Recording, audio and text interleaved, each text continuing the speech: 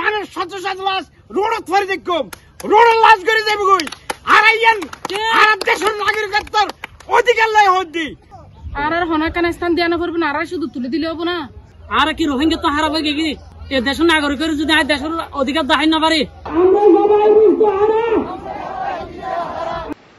আনোয়ারা উপজেলার উপকূলীয় এলাকায় কয়েক শত পরিবারের মধ্যে বিরাজ করছে উচ্ছেদ আতঙ্ক।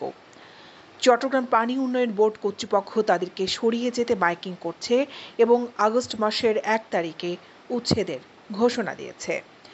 এতে পুনর্বাসনের ছাড়া উচ্ছেদ না করার দাবিতে মানববন্ধন ও বিক্ষোভ করেছেন উপকূল স্থানীয় বসবাসরত কয়েকশো বাসিন্দারা।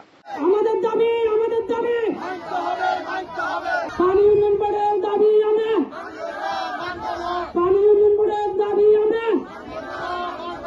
বৃহস্পতিবার 24শে জুলাই উপজেলার পার্কি এলাকায় রাস্তার উপরে কয়েকশো বাসিন্দা ফেস্টুন নিয়ে বিভিন্ন স্লোগান দিয়ে এই মানববন্ধনে অংশ নেন।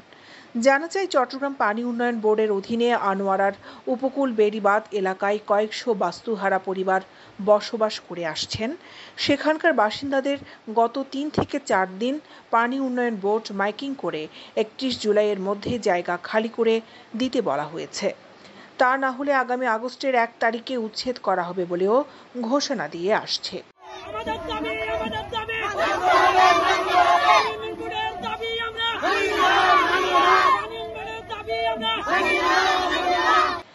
মানববন্ধনে বাস্তুহারা বাসিন্দারা জানান, এই আমরা দীর্ঘ বছর ধরে কয়েকশো পরিবারের সহস্রাধিক মানুষ এখানে বসবাস করি।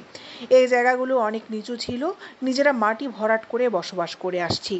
আমরা এখানে যারা বসবাস করি সবাই খুব নিম্ন আয়ের মানুষ, কারণ নিজস্ব কোনো জমি নেই, ঘরগুলো কাঁচা, কোথাও গিয়ে ভাড়া বাসায় থাকার মতো সামর্থ্য আমাদের নেই। কিছু নাই, ঘর বাড়ি নাই, জায়গা জমি নাই, কিছু নাই। আর স্থান লই দিই আর তুলে দিলে যাই ভাড়াবাজি আর হনাকান স্থান দেওয়া করবে না আর শুধু তুলে দিলে হবো না আর ফুয়াশা লইলে তো আর হস্ত ধরে যাই গুম আর লাফি মারি ফেলে আর ওরা যাই আর তো অনেক কিছু নাই আর বুঝ দিলে ওরা যাই আর তো ফুয়াশা দুনিয়া কেউ নাই আর তো ঘর বাড়ি নাই এখন আর হাটের বাড়ি ঘর বান্ধি কি আর মানববন্ধন করি আমাদের আশ্রয় চাই। আমরা আমাদের যদি আশ্রয়টাও ভেঙে যায় আমরা কার কাছে যাবো, কোথায় যাবো? যদি রোহিঙ্গারা বর্মাত্ম মায়েরা যদি কক্সবাজার যদি ইয়া করিতে পারে স্থান লইতে পারে তাহলে আর কি দিস করলাম আর যাইম হরে আর এদুন মা ভাই বোন এদুন ব্যাকুল লইরা বাল বাচ্চা লইরা আর যাইম হরে আর কি রোহিঙ্গা তো হারাবে কি এ দেশের নাগরিকের যদি আর দেশের অধিকার দেখাই না পারে উচ্ছেদ করি বেললে বাড়িঘর সরাই দিবে বেললাই আর আরে পাবলিসিটি করেন মাইকিং করেন। এখন আর আইয়ান লেবুলে আর গরিব দুঃখী মেহনতি মানুষ আর তো বাড়িঘর নেই দিয়ে আর বেরিবান্ধব লই সরকারি জায়গাত আরো তো সরকারি দেশের সরকারের মানুষ আর তার রোহিঙ্গা নামায় আর ইন্ডিয়ার তো নামায় আর বার্মার তো নামায় আর পাকিস্তানের তো নামায় আর এই দেশের নাগরিক আর যদি তাই না বাড়ি দেয় তাহলে আর ক্যাঙ্গর গুম ইয়ে তারাই জানে, সরকারাই জানে।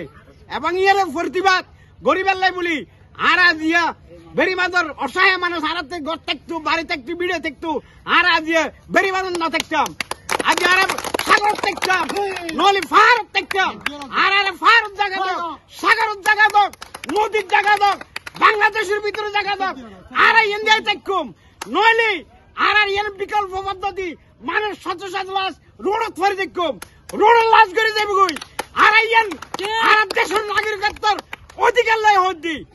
এই ব্যাপারে আনোয়ারা উপজেলা নির্বাহী কর্মকর্তা ইউএনও তাহমিনা আক্তার বলেন, পুরোটাই পানি উন্নয়ন বোর্ডের বিষয়। ওদের মতো করে ওদের জায়গার উচ্ছেদ পরিচালনা করলে সেই ক্ষেত্রে ম্যাজিস্ট্রেট তারা চাইবে ডিসি স্যারের কাছে, ডিসি স্যার নিয়োগ করবে।